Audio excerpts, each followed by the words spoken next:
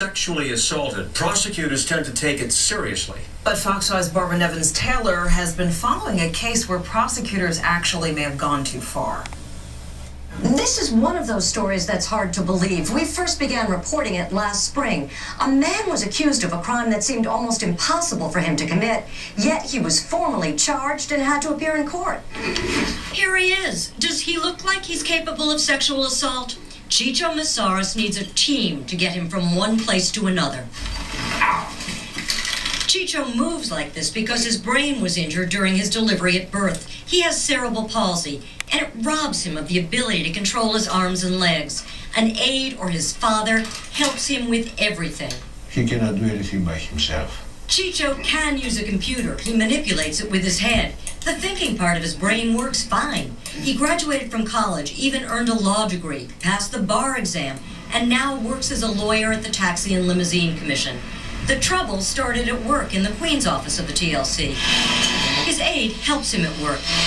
On this particular day, the aide moved Chicho away from his desk and left the office to do an errand. I moved him away from the desk since he got no control of his arms, especially his left one.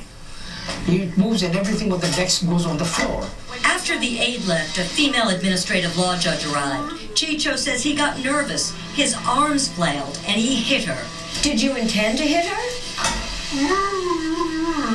No way. Nevertheless, she ran screaming from the room, saying that Chicho grabbed her buttocks and inner thigh. He says when he hit her, his hand hit her on the back, once he was like, she screamed, "Help, help, help." A guy in the wheelchair cannot follow nobody, cannot catch nobody, and she ran out of the room. The woman, the administrative law judge, went to the police precinct and filed a police report. Suddenly, Chicho was arrested and charged. They consider him like a criminal. We were amazed when the Queen's DA's office told us Chicho could use his hands. Could you grab me? So you hit me, but with a closed fist. You did hit me, but you can't grab me. What about the other hand? Can you grab me with the other hand? Can you grab me at all?